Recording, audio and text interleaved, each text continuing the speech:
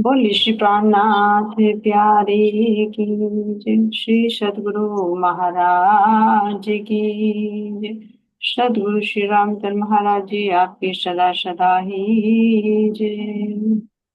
बंदो सद्गुरु चरण को करू सुप्रेम प्रणाम। अशुभ हरण मंगल करण धनि श्री देव चंद्र जी नाम। श्री प्राणनाथ निज मूलपति श्री मेहराज शुभ नाम। तेज कुंवर श्यामा को फल फल करो प्रणाम। श्री प्राणनाथ तुम सत्य हो तुमसे चलत जहाँ मैं अधीन करनी नहीं। भाग है की लाज भाग है की लाज। बोले श्री प्राणनाथ प्यारे की जय। श्री सतगुरु महाराज की जय। सभी सुंदर साथ के धाम हृदय में विराजित प्राण प्रियतम प्राण वल्लभ के नूरी चरणों में कोटि कोटि प्रणाम जी। तो चलिए सुंदर साथ जी बेतक साहिब की ओर।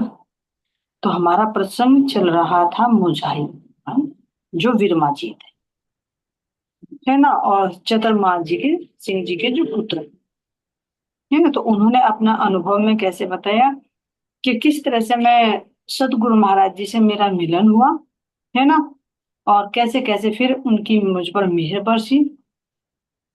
कैसे मेरे दिल में इच्छा थी कि सतगुरु महाराज जी मुझे काम बताए, तो फिर जैसे चाहते वैसे ही उनको जब वो सहारनपुर में झगड़ा हुआ तो तब उनको सेवा का मौका मिला। और कह रहे हैं कि उस दिन से, हालांकि जब तो पैसे नहीं थे, लेकिन घर वालों ने भी जवाब दे दिया कि जाकर बैलों को बेच ले।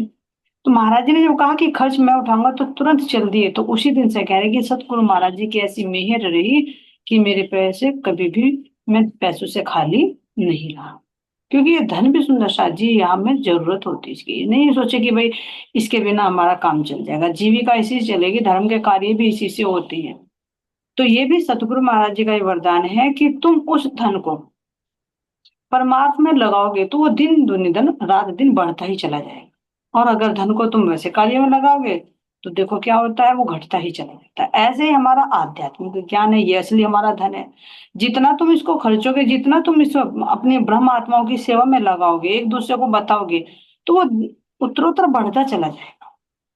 और ये सोचे अरे मुझे पता चल गया तो मैं दूसरों को क्यों बताऊं, कहीं वो मेरे समान ना हो जाए, अगर उसको पता लग गया तो वो मेरे कैसे सुनेगा।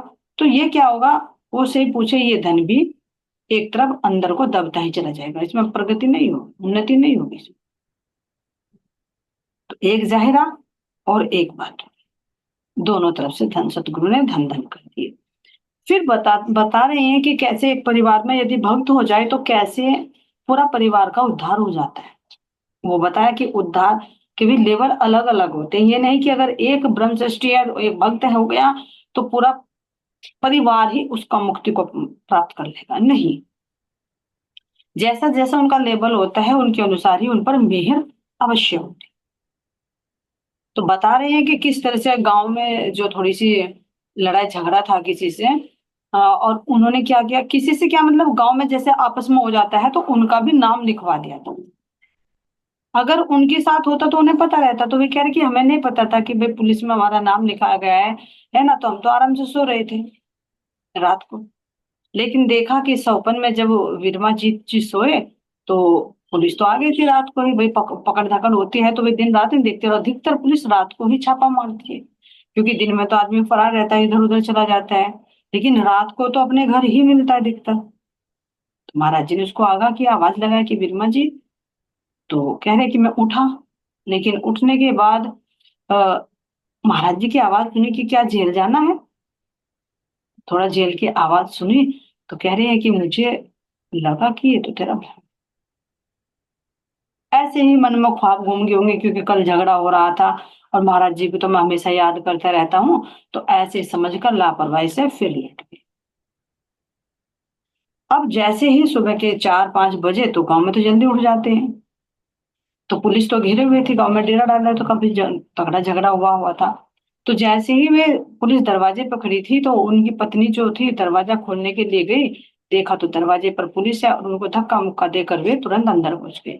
तो दौड़ी दौड़ी माँ अपने पति के पास में गई और उनको कहा कि उठो उठो, क्या हुआ, कि भाई दरवाजे पर पुलिस क्यों खड़ी है, हमारे हमारे तो कुछ दोष नहीं इसमें। तो जैसे ही इतने में उठ ही नहीं पाए थे, तो पुलिस वाले वही उनकी चारपाई के पास ही आ गए और दोनों तरफ से उसके हाथ पकड़ लिए। और जैसे ही पकड़कर खड़े हो गए, तो पूछा, भैया तलाश तो भाई की है, भाई का नाम लिखा हुआ था, उनका नाम नहीं लिखा हुआ था, भाई का। लेकिन भाई क्या था, कमरे में सोया हुआ था, तो पहले तो बाहर वाले को ही पकड़ेगी, क्योंकि पुलिस को तो नहीं पता भाई कौन सा छोटा है बड़ा है। तो उन्होंने तुरंत कह दिया कि भाई मुझे नहीं पता, क्योंकि उनको आभास हो गया कि पुलिस अचानक और पकड़ रही है। तो एकदम एहसास हुआ कि वो सौपन नहीं, वो सतगुरु महाराज जी की एक आवाज थी, जो मुझे भी आगाह कर रहे थे कि तेरे पर आपत्ति आने वाली है।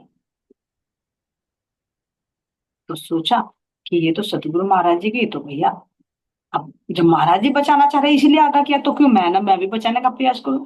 देखो, ये नहीं है कि हम ये समझे कि भाई सतगुरु रक्षा करेंगे और तुम ऐसा काम कर जाओ बिना विवेक के। ये बहुत बड़ी इसमें शिक्षा है। पीछे भी कहा महाराज जी ने कि सेवा इतनी करो जो तुम्हारे बस की है, अगर तुम अपने वजूद से ज्यादा सेवा करोगे तो वो भार मुझे उठाना पड़ेगा, क्योंकि तुम मेरा जयकारा लेकर मेरा नाम लेकर कर रहे हो, तो क्या उसको आना नहीं पड़ेगा। तो वो जो भार ज्यादा कर उठा रहे हो तुम, वो मुझे सहन करना। ये देखो सुंदर, नहीं तो इतनी बड़ी बड़ी सेवा, इतने बड़े बड़े लक्कड़ जो आए पीछे भी पर्सन ना, उसका भार किसने उठाया, सतगुरु महाराज जी ने ही तो उठाया।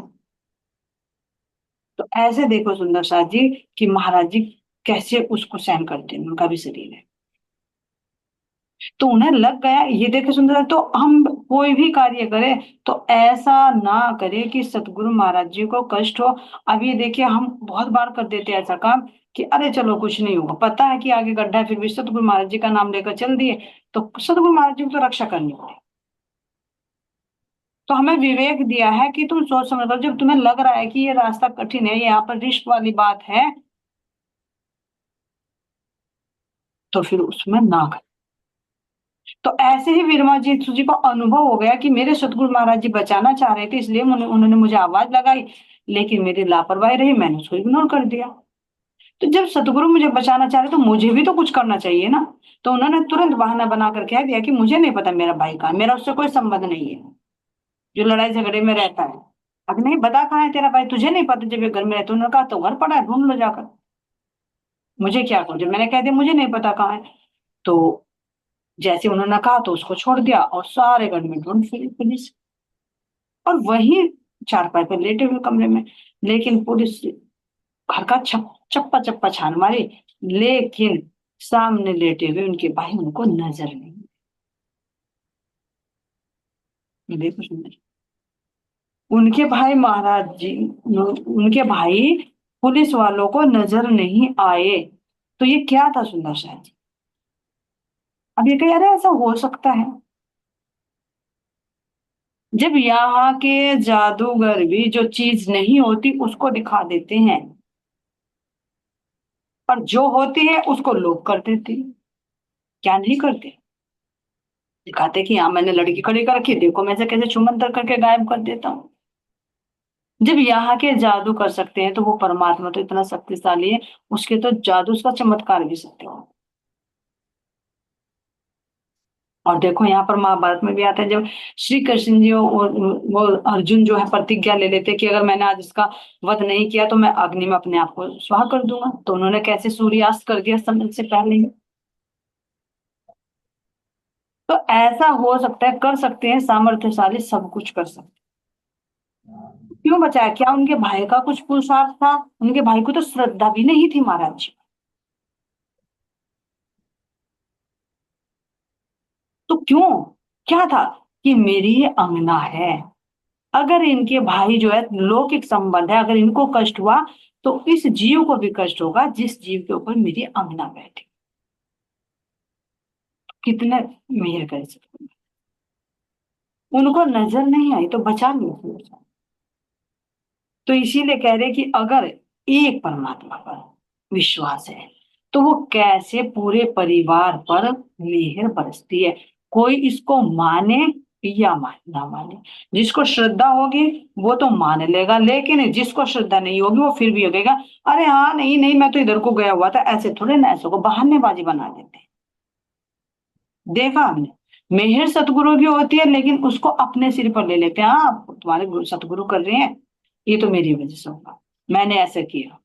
वो करने का बल, वो करने का विवेक भी सतगुरु महाराज जी की ही कृपा से मिलता है। और यहाँ भी लौकिक में कह देते हैं कि भैया पता नहीं परिवार में किसके नसीब से, कहावत है, बुजुर्ग लोग कहते हैं पता नहीं किसके नसीब से हम हमारे गृहस्थी सही चल रही है, हम दो रोटी खा रहे हैं परिवार। तो किसी एक कोई एक ऐसा सौभाग्यशाली होता है, सबके भाग्य एक जैसे नहीं होते, सबकी करनी एक जैसी नहीं है। तो ये देखो कृष्णा जी, तो यहाँ कह रहे हैं कि इस तरह से यहाँ पर बड़ी कृपया, मार मार सर चले गए पर घर वो नजर नहीं आया। जिस कमरे में मेरे भाई सोए हुए थे वहां वे गए, लेकिन मेरा भाई उनको नजर नहीं आया। सतगुरु माया देखी ऐसी, पार ना उसका कुछ पाया। ऐसे सतगुरु की ये माया है। ये माया कौन सी सुंदर सा जी, ये योग माया है, भरमाने वाली माया नहीं, ये पार उतारने वाली माया है, उद्धार करने वाली माया। बड़ी कृपया की उन मोड़ों पर, पता नहीं कारण क्या था। इन मोड़ों पर, इन मूर्खों पर जो मेरे सतगुरु पर विश्वास भी नहीं करते थे, पता नहीं इन पर क्यों इतनी कृपया की, जो ऐसों में बैठे आकर जिन्हें न थी उन पर श्रद्धा। खुद बता रहे हैं कि मुझे भी, मेरा अपने सतगुरु पर मुझे श्रद्धा नहीं थी, मैं, मेरा भी मोटा खाना मोटा पीना सब कुछ मेरा भी ऐसा ही था, है ना, मोटी बुद्धि थी। लेकिन पता नहीं कौन सी कृपया, तो अब पता चल गया वो निष्फल है, वो संबंध है, इसलिए हुई। वे आए उद्धार वास्ते, उकसाने भव दल दल से। ये जो भाव सागर रूपी दल दल है ना, इसमें से निकालने के लिए मेरे सतगुरु कृपया करने के लिए आए हैं। क्यों? क्योंकि यहाँ पर उनकी आत्मा आई हुई, लाग ठाट रहती आपस में गांव के हैं। अच्छा, फंसे अंगना आन यहाँ कुछ, मतलब साफ यही से, अब इससे साफ स्पष्ट मतलब यही निकला। क्यों? क्यों कृपया की, क्योंकि यहाँ पर उनकी सुरता आकर फंस माया। तो जब तक जीव को नहीं निकालेंगे तो ये सुरता इसके साथ लगी रहेगी, तो इसलिए निकालना पड़ा।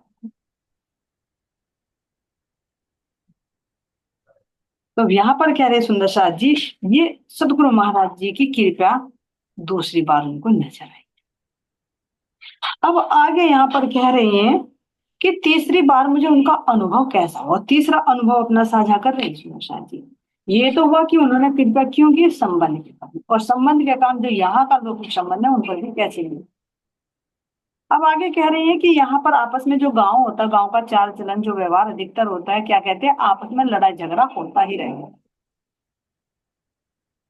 उससे लाग टाट रहती है आपस में, गांव के हैं यही चलन, उससे इनकी, इससे उनकी चलती रहती है अनबन। ये संसार का काम है। आज मेरा पड़ोसी मुझे मीठा लग रहा है तो कल को दूसरा लगेगा, उससे उसकी लड़ाई हो जाएगी, फिर तीसरा होगा। तो ऐसे लड़ाई झगड़े की ये लीलाएं ज्यादा चलती रहती है। क्यों? क्योंकि ज्यादा क्लोजली होते हैं तो मन मुटाव होता रहता है, ये नहीं कि परमानेंट। देखा होगा कभी भी एक किसी से लड़ाई झगड़ा हुआ, एक दो महीने रहेगी अनबन, फिर हो जाएगी, लेकिन उसमें उस जब दुश्मनी का भाव आता है, त्रिगुण में तमोगुण आता है, तो उस समय लगता है मेरा सबसे बड़ा दुश्मन यही है, मैं बोलूंगा भी नहीं, लेन देन भी नहीं करूंगा, और कैसे ना कैसे इसका मैं सर्वनाश कर। लेकिन जैसे समय बीतता है सतोगुण की प्रवृत्ति बढ़ जाती है, फिर सोचता रहे चलिए तो लड़ाई झगड़े होते ही रहते हैं, फिर भी अपना पड़ोसी है, फिर हो जाती। तो इसीलिए कह रहे अनबन चल देते, दबता कोई ना एक दूजे से लड़ने मरने को तैयार, परेशान होवे जैसे हो सारे अजमाते हथियार। कोई किसी से नहीं दबना चाहता, सब अपनी अपनी साइड, वो दाबतूल अर्ज, छाती शेर की। कोई किसी से दबना नहीं चाहता, चाहे उसके पास कुछ है या नहीं है, और उसके लिए चाहे जान भी क्यों ना चली जाए। उसकी भी परवाह नहीं करते। और जान जाए तो जाए, लेकिन तेरा भी मैं नाश कर दूं। कैसे ना कैसे कोशिश करे कि सारे हथियार अपना, कि मैं कैसे अपनी दुश्मनी से निकालूं। तो ऐसे ही कह रहे कि एक बार ऐसा ही हुआ कि हमारे गांव के लोग हैं, उन्होंने भी हमारे से दुश्मनी करनी चाहिए। लेकिन कह रहे कि सतगुरु की जहां मेल होती है, वहां किसी शत्रु का बल नहीं चलता। जारे धनी धनवट करे, प्यारे बल बैरी लाए। और बल गया काम सरारे चढ़े, मन चितवा लाए। जिस पर धनी की मेहर होती है, सतगुरु की अपार कृपा होती है, पल पल उनकी निगरानी में होता है, तो कोई कितने भी बैरी क्यों ना हो, उन सब का बल क्षीण हो जाता है, कुछ नहीं बिगाड़ पाते जिन पर सतगुरु की कृपा दृष्टि। तो ऐसा ही प्रसंग यहाँ कह रहे हैं कि एक बार क्या हुआ, हमारा जो कि घर अलग था, घेर जैसे घेर की जगह होती है तो गांव से बाहर की तरफ को हो जाता, जैसे शहर में कॉलोनियां बढ़ती रहती है बाहर को, तो बस्ती में घर हो जाता है, बाहर की तरफ को प्लॉट व्लॉट ले लेते हैं और घेर बन जाते हैं, जिसमें अपने पशुओं को जानवरों को रखते हैं और खेती बाड़ी का काम करते रहते हैं, जो भी लाना देना होता है। तो ऐसे ही कह रहे कि मैं एक बार घर में सोया हुआ था, और हमारे जो बैल थे वो कहाँ बंधे हुए थे, घेर में। तो बेफिक्र होकर सो जाते हैं, इतना कुछ नहीं होता। और गाँव में देखा है कि छोटी छोटी दीवारें होती है, अभी भी है, ज्यादा वो नहीं खुले खुले होते हैं। तो इसी तरह कह रहे कि हम तो बेफिक्र सोए हुए थे अपने घर पर, हमें कुछ नहीं पता था। लेकिन घेर में क्या हुआ, कुछ चोर घुस आए, जिनसे जो शत्रु भाव रख रहे थे, तो उनका ये था कि कैसे ना कैसे इनको नुकसान पहुंचाए। तो भैया वो जमीन होती है और उनकी अपने पशु होते हैं, तो वही संपत्ति होती है गांव में लोगों की। तो उन्होंने क्या किया कि इनके जो बैल हैं उनको खुलवा दे, चोरों को भेज के इनके बैल खुलवा दे, तो इनको नुकसान हो जाएगा, देखे खेती कैसे करेंगे। यहां तक भी देखा सुने शाह जी, इतनी ईर्ष्या हो जाती है कि जैसे देखा है ना, गांव में दुश्मनी का भाव ऐसा होता है कि जैसे उपले वगैरह बनाकर वो बना लेते हैं ना, एक डेढ़ से बिटोड़ा बोलते हैं जिसको, उसमें तक भी आग लगा देते हैं लोग ईर्ष्यावश। और खेत में खड़ी फसल, जैसे पूरे साल वो गेहूं हुए, गेहूं इकट्ठे करके जैसे मशीन में निकालने के लिए इकट्ठा कर, उनमें भी आग लगा दो। यानी दुश्मनी इस कदर तक पहुंच जाती है कि ये नहीं देखते उसने कितनी मेहनत की है, फिर पूरे साल का उसका अन्न कहाँ से मिलेगा। एक अंदर भाव क्या होता है कि बस दुश्मनी है, कैसे चाहे मैं खुद मर जाऊं, खुद जेल में चला जाऊं, लेकिन मैं इसका नाश करूं। वे नहीं देखते कि इससे तुझे हासिल क्या होगा, कितनों का अन्न पेट भरेगा इससे, और जो तू जलाकर राख कर रहा। तो ऐसे कह रहे कि हमारे साथ में उन्होंने क्या दुश्मनी निकालनी चाहिए कि इनके बैल खुलवा दे, चोरी करवा दे, फिर इनकी खेती बाड़ी बंद हो जाएगी। और गांव में इतनी कैपेसिटी नहीं होती कि भैया इतने पैसे रखे हैं कि खरीद लेंगे तुरंत।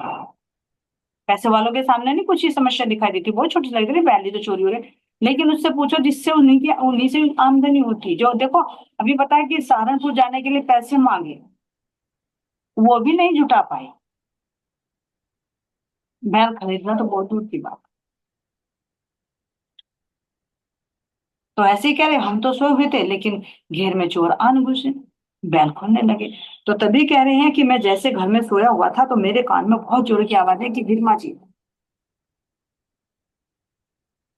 और जैसे उठा कि हाँ, कह रहे कि जी जी शब्द हुआ। लेकिन तभी जैसे थोड़ी सी मुझे और हास्य की आवाज लगा रहे मुझे, जी ऐसे कहा। तो कहा कि तेरे बैल खुल गए, बस इतनी आवाज है, खुल गए तेरे बैल, खड़ा हो। होता खड़ा चला है, जैसे कहा कि तेरे बैल खुल गए, खड़ा हो। तो कह रहा कि मैं तुरंत उठा और घेर की तरफ को दौड़ पड़ा, क्योंकि अब की बात ने लापरवाही की, टक्कर लगे ना पीछे, कि मैं बहुत सपना समझ कर लापरवाही करके फिर लेट जाता हूँ। अधिकतर ये होता है क्योंकि जब नींद का जोर होता है तो आलस्य करते हैं। देखो कभी कभी चोरी में भी ऐसे प्रसंग आ जाता है कि लगता है कि कोई आवाज हो रही है घर में, ये छत पर कोई आवाज हो रही है, तो सोचते हैं कि आवाज, लेकिन नींद में कहते हैं, अरे चल छोड़ ऐसे ही हो रही है। क्यों? क्योंकि उस समय नींद प्यारी लगती है, उठने में आलस्य करते हैं, और फिर क्या होता है, चोरी हो जाती है घर में, फिर बाद में पछतावा होता है। तो ऐसे पहले टक्कर लग चुकी है, तो उन्होंने सोचा कि अब की बार ये सतगुरु की आवाज है। अब फिर मैं तुरंत खड़ा हुआ, और तुरंत खड़ा करते ही कह रहा, भगा घेर को उठते ही मैं, बैल ना पाए मुझे वहां। सतगुरु की आवाज सुनते ही तुरंत क्या हुआ, मैं तुरंत घेर की तरफ को भागा। लेकिन भाग कर जैसे गया तो मुझे वहां पर बैल नजर नहीं आई। थोड़ी दूर गए थे तब तक चोरों को ना मिला निशान। लेकिन जब घेर में देखा तो भाई खूंटे से जो बंधे रहते हैं वहां नहीं है। फिर इधर उधर को ढूंढा, तो जैसे कोई रास्ता जाता है गांव में से, उधर को देखा कि भाई इधर को जाएंगे, तो देखा तो चोर तो नहीं मिले, लेकिन मुझे मेरे बैल, जिनको वो चोर छोड़कर भाग चुका। अब ये देखो सुंदर जी यहाँ पर, छोड़ भगे मुझको लगते ही, वापिस उन्हें में पकड़ लाए। जैसे ही देखे कि बैल थे, तो मैंने आवाज लगाई, शोर मचाया, तो बैल, चोर तो नहीं नजर आए, वे चोर छोड़कर भागे, लेकिन बैल हाथ में लगे, तो पहचान नहीं हो पाई कि कौन था कौन नहीं। तुरंत आवाज सुनते ही दौड़। बड़ी कृपया की सतगुरु ने हमें उन्होंने हमें उन्हीं ने बचवाया, वरन काम कर गए थे दुश्मन, रह जाते बस लुटे पिटे। ये तो सतगुरु की कृपा हुई जो बच गए, नहीं तो हम तो लुट पिट जाते। बहुत से तो ऐसे सुंदर साथ जी कि जिनके बैल वगैरह होते हैं, पहले अब तो ट्रैक्टर वगैरह ज्यादा हो गए, लेकिन बैलों से ही जुताई वगैरह करके अपनी जीविका चलाते थे। भाई हमने बैल पाल लिया, अभी हमारी जमीन नहीं है, खेती नहीं कर सकते, तो जैसे ट्रैक्टर वगैरह से जुताई कर देते हैं, उसके परिश्रम ले लेते हैं मेहताना। तो इसी तरह से बैलों से भी मजदूरी करते हैं। तो इसलिए कह रहे कि भाई अगर वो ही चले जाते तो हमारी तो रोजी रोटी खत्म थी। तो ये तो सतगुरु की कृपा है। किन बचे श्री सतगुरु की कृपा से, बाल बाल उस रोज बचे। किन बोलों से करूं प्रशंसा, किन शब्दों में गुण गाऊं।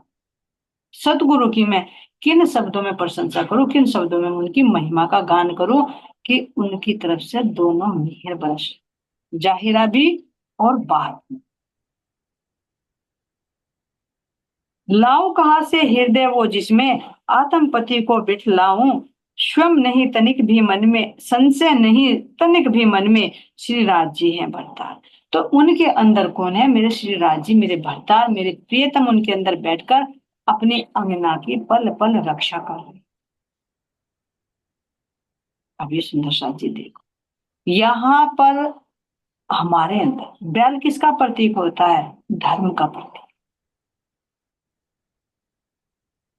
और धर्म निभाएंगे, धर्म के मार्ग पर चलेंगे, तभी तो मुक्ति मिलेगी। अधर्म के मार्ग पर चलेंगे तो आवागमन में फंसे रहेंगे।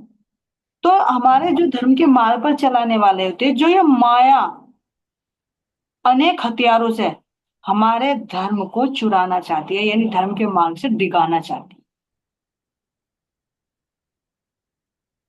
कि नहीं मैं ये करूं, तो दूसरी तरफ से क्या है, नहीं ऐसे नहीं ऐसे कर। तो अच्छे अच्छे को विचलित कर देते। चोर क्या है, हमारे अंदर के काम क्रोध लोभ मोह यही तो है। और जो हमारे अंदर में धर्म रूपी बैल हैं, उनको ये चुरा लेते। जो हमारे अंदर धैर्य है, सब्र है, संतोष है, धर्म के 10 लक्षण है, उन 10 लक्षणों से हमें कैसे वंचित कर देती है।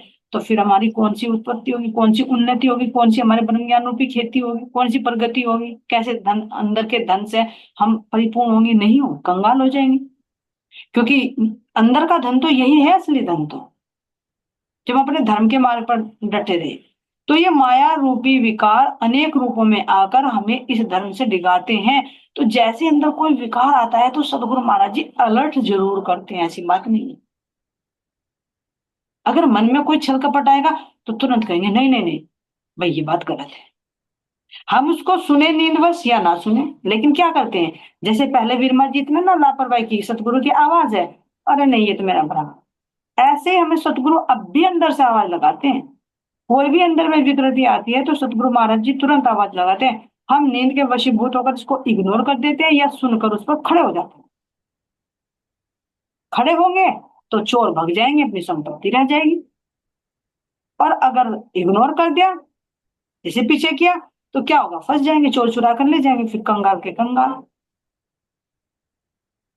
तो यहाँ इसीलिए कह रहे हैं कि जैसे सदगुरु महाराज जी पल पल कृपा कर रहे हैं, और इस माया के बल को हमें दिखा रहे हैं, माया से बचाते हैं। तो कहाँ से लाए ऐसे शब्द, कहाँ से लाए ऐसे हृदय जो सतगुरु की महिमा का गान करें। ये तो लेखने में भी नहीं आ पाते, कहने के लिए छोटा प्रसंग नहीं है। अगर हमें ये दिखा ना कि भैया मेरे यहाँ पर ठोकर लगने वाली थी और सतगुरु महाराज जी ने बचा दिया, तो उसको पता चलेगा कि तेरा मुंह फूटता तो सतगुरु ने कैसे बचा, उसको पता लगता है कि सुनने में बहुत छोटी है। तो इसीलिए कह रहे हैं, किंतु अब संशय नहीं है कि मेरे सतगुरु के अंदर साक्षात मेरे धामधनी, मेरे प्राण प्रियतम विराजमान है। किंतु न दिखे इन आंखों से चमड़े की है आखिरकार। इन आंखों से तो वो नूरी स्वरूप नहीं दिख सकता, केवल तन दिख। और तन जब दिखता है तो तन से हम अधिकतर यही समझते हैं कि अरे ये तो साधारण सी, जैसे अभी हम मुजाहिदपुर होकर आए हैं, तो वहां के जो भैया बात की गांव वालों से, तो मतलब एक से ज्यादा तो नहीं हुई, तो कहा भैया तुम नहीं जाते आश्रम? जी नहीं हम तो नहीं जाते, हमने तो नहीं ले रखा नाम। भैया क्यों नहीं ले रखा? अरे अभी छोटे छोटे बच्चे हैं, कैसे करें भाई, छोटे छोटे बच्चे कितने हैं? अरे जी नहीं वैसे तो शादी हो रही है। अरे शादी हो रही फिर भी छोटे बच्चे? ताज्जुब हो रहा है। बच्चों की शादी हो रही, लड़की की शादी हो रही, लड़की की शादी, फिर भी कह रहे कि छोटे बच्चे हैं। भैया बड़े कब होंगे फिर भी जब तुम चल दोगे? जी नहीं हम तो ऐसा तो नहीं करते, बस हम तो याद तो हम बाबा जी को ही रखते हैं। मैंने कहा बाबा जी नहीं है मैं, बाबा जी ने पहचान करोगे ना, तो तुम्हारे अंदर अंकुर है तो खसम है तुम्हारे जिनको बाबा जी बना रहे हो। समझे कुछ? एक बार बोलो तुम नदी के किनारे बैठे प्यासे से पूछो, उनकी महक पूछो, वो जिन्हें तुम बाबा मान रहे हो, और जाते हो भंडारा खा लेते हो और बस कुछ नहीं। और अगर बात करें, उनकी भी बात करें सुंदर साथ जी, तो एक छोटा सा स्वरूप महाराज जी का, और बस बाकी सब देवी देवताओं की भीड़ है। बड़ी मुश्किल से देखा महाराज जी का स्वरूप कहीं को है क्या नहीं है, जब नजर आए कि हाँ है। तो ऐसी कंडीशन है सुंदर साथ जी उस दिव्य भूमि पर, जहां पर क्यों ऐसा? क्योंकि वहां पर बचपन बीता है।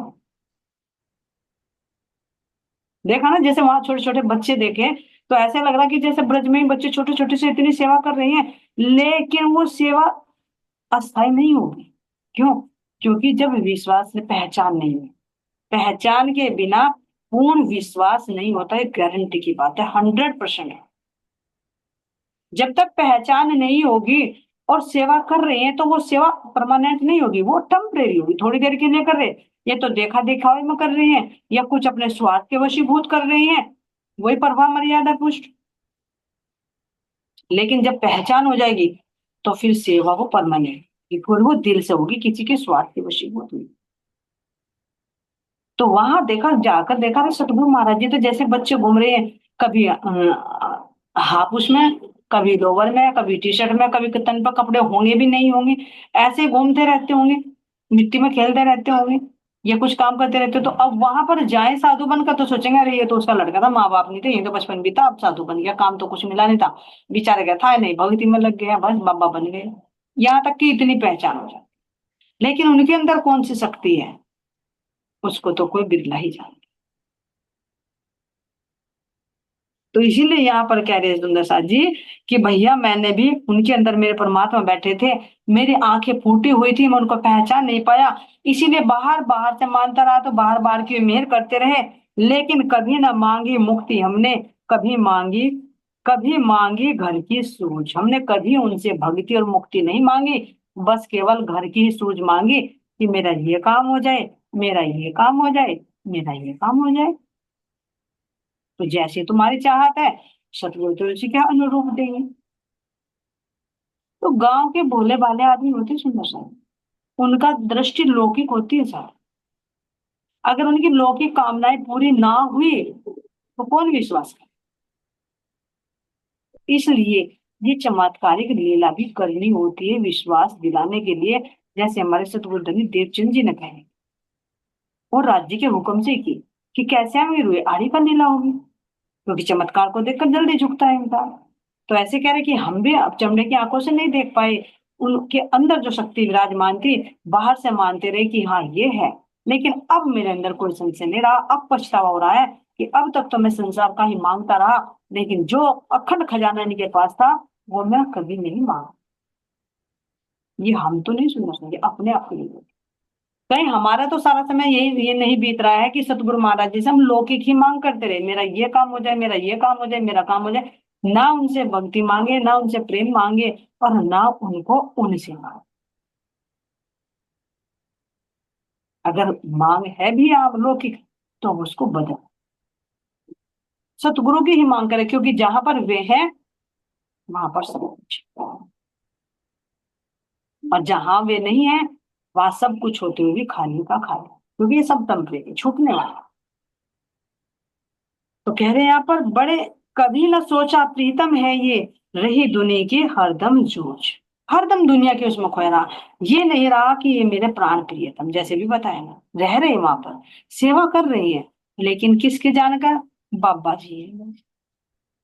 अरे हम जाते हैं, प्रसाद चढ़ाते हैं, मन्नत हमारी पूरी होती, और तार तब भी लिया भी, संबंध नहीं जोड़ा। तो बिना संबंध जोड़े तो हृदय में प्रेम भी नहीं आएगा।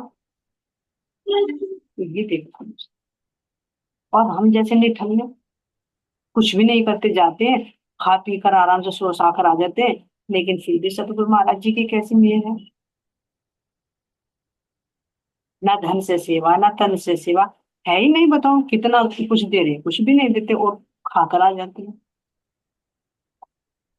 और फिर भी सतगुरु की मेहर है। तो कह रहे कि हम ठीक, हम नालायकों पर महाराज जी के क्यों कृपया है, इस संबंध की, उनकी ऋण से कभी ऋण होया ही नहीं जा सकता, ना कभी उनका शुक्राना किया जा सकता। तो कह रहे हैं अब जब पहचान हो गई, तो कह रहे हैं बड़े बड़े श्रम किए, नाम हित मंदिर जब निर्माण हुआ। अब जब यहाँ मंदिर बन गया ना, तो मैंने बहुत जी जान लगाकर पूरा परिश्रम किया, उलट पुलट धरती कर फेंकी, बड़े जोर का काम हुआ। उलट पुलट धरती का मतलब वहां का जो एरिया है, देखा है, बहुत ऊंचा नीचा है। जो भूपखेरी का मंदिर बना हो, बहुत ऊंची ऊंचाई पर जाके बना हुआ, टीला सा बना हुआ, रेत ही रेत है। वो जो रब जाए वो भी कभी ऊपर कभी नीचे, कहीं को पानी मिलेगा, कहीं को बहुत गहरा हो जाएगा। तो ऐसे कह रहे कि जो उलट पुलट था वहां का एरिया, तो उसको खोद पोद कर क्या कर दिया, उसको एक समान कर दिया। और बड़े जोर का काम हुआ, किए रात दिन एक काम में, न्योछावर कर दिया शरीर, दिन रात सेवा में अपने आप को झोंक दिया। कब सुंदर शादी? जब पहचान हुई। पहचान कैसे हुई? पहले जाहिरा करके दिखाया, विश्वास में लाई चीज को, फिर पहचान होते होते अंदर का देने लगे, तो तब होती है सेवा। ध्यान देना सुंदर से। मंच से भी दिया गया कि भैया यहाँ के व्यक्तियों को ज्ञान की जरूरत नहीं है, बस सेवा, ध्यान चितवने की कोई जरूरत नहीं है, वाणी पढ़ने की कोई जरूरत नहीं है, बस सेवा का। सेवा भी अगर ये देखिए, फिर अगर वाणी मंथन की जरूरत नहीं है, तो फिर वाणी का परायण क्यों हो रहा है? किस लिए रख रहे हैं वाणी? अगर 25 पक्षों की चितवनी की जरूरत नहीं है, तो फिर वाणी में 25 पक्ष हैं, तो क्यों पढ़ रहे हो उसको? क्या उंगली फिराने के लिए, केवल बस शरीर करने के लिए कि हाँ भाई पारायण रखे जा रहे हैं? ये भी तो कहा जा सकता है कि ध्यान भी करो, चितवनी भी करो, वाणी मंथन भी करो, और साथ में सेवा भी करो। लेकिन उन चीजों को हटाकर केवल सेवा सेवा अधूरा है। सेवा तो ऑटोमेटिक हो जाएगी जब संबंध की पहचान हो जाएगी। हम ये नहीं कह रहे कि सेवा नहीं है, सेवा जरूरी है, तन से भी मन से भी सेवा अलग अलग होती है। तन तन की सेवा नहीं होती, मन से भी होती है, जैसे ज्ञान से होती है, धन से भी होती है। तो जब तक अंदर की सेवा से नहीं होंगे, पन्ना जी में देखो सुंदर साथ रहते थे, सेवा भी करते थे, तो क्या वहां हमारी चर्चा नहीं होती थी? क्या वहां ध्यान चितवनी नहीं होती थी? होती थी। तो फिर तुम सुंदर साथ को आज कौन सा पाठ पढ़ा रहे हो? लेकिन कौन बोले? नहीं बोल सकते, क्योंकि मंच पर आसीन है।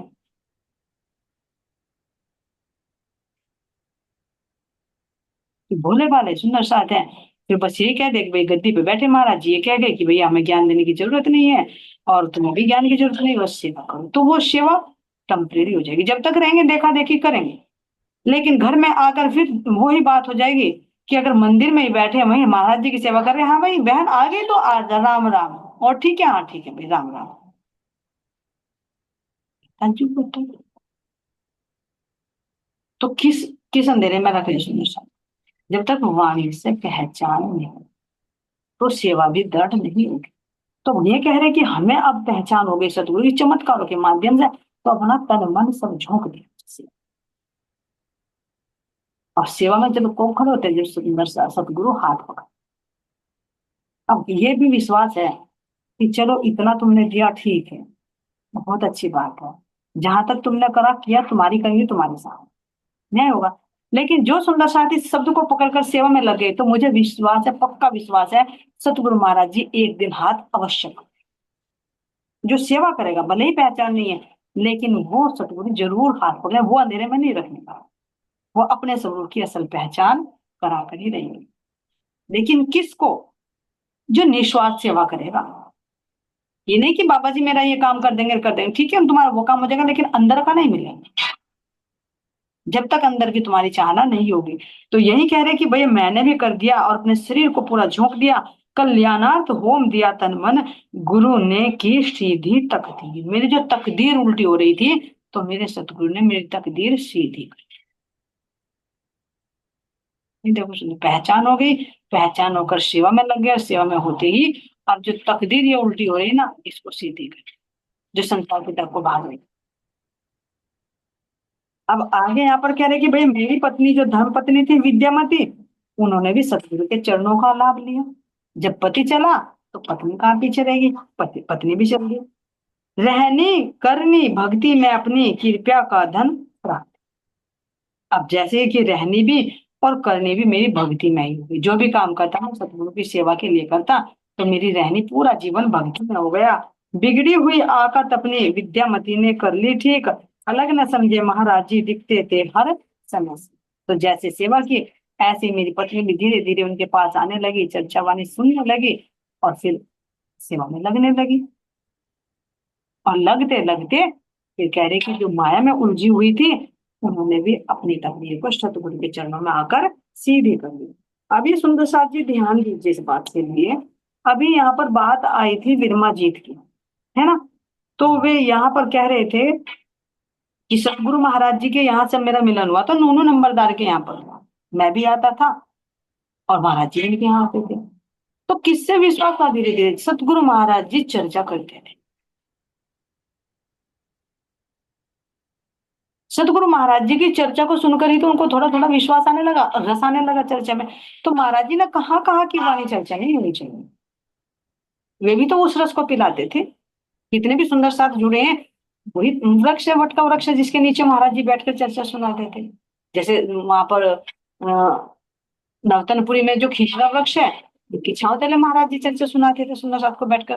क्योंकि पहले इतनी सुविधा तो नहीं थी, झोपड़ी सी बनी हुई थी, तो वृक्ष के नीचे और भी सात्विकता होती है। तो महाराज जी क्या करते थे वहां, अगर ध्यान की जरूरत नहीं है तो महाराज जी क्या करते थे 8-8 घंटे बैठकर।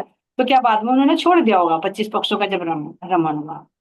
तो हम विचार तो करें कि फिर हम उसी मंच पर जहां पर महाराज जी बैठकर चर्चा कर रही है, और हम ये कहते कि भैया तुम्हें ज्ञान की जरूरत नहीं है, आप बस तुम सेवा करते हो। सेवा के साथ साथ में अपनी आत्मा की सेवा भी जरूरी है, आत्मा की खुराक देनी भी जरूरी है। बाहर का केवल यही कि भाई बाहर का भंडारा ले लिया, वो ले लिया, हो गया काम, नहीं है, अंदर का भी लेना। तो इसीलिए कह रहे कि मेरी जो धर्म पत्नी थी भैया, वो भी महाराज जी के पास में, वो भी वाणी चर्चा सुनने लगी जैसे सतगुरु महाराज जी का।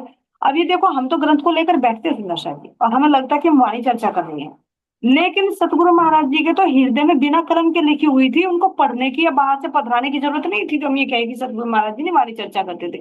बताओ कौन सा ग्रंथ लेकर बैठते थे, प्रश्न उठ सकता है। बताओ उस समय वाणी थी क्या उनके पास में, वो तो बाद में लाकर पधराई गई है। फिर कहाँ वाणी चर्चा करते थे। हम जैसों के लिए बाहर वाणी लिखी गई है, उनके तो हृदय में बिना कलम के लिखी हुई धनी ने लिख दी है, अथाह भंडार भरे हुए हैं। तो उनको बाहर से पढ़ने की, बाहर से दिखाने की जरूरत नहीं कि भाई गद्दी लाओ और पधराओ और सुनाओ। वो जहां है वहां पर वाणी चल रही है। वे तो मजाक मजाक में भी जो आता है कि चुटकले भी छोड़ते हैं, तो उन चुटकुलों में भी रात रात भर क्या करते थे, सुंदर साथ को वो आनंद देते थे। वो तो लीला लीला करते ही अंदर का बता देते थे कि ये कैसे है, उनकी लीला ही अलग है। अटपटे जैसे कह रहे हैं ना कि टेढ़े संसार से हटके।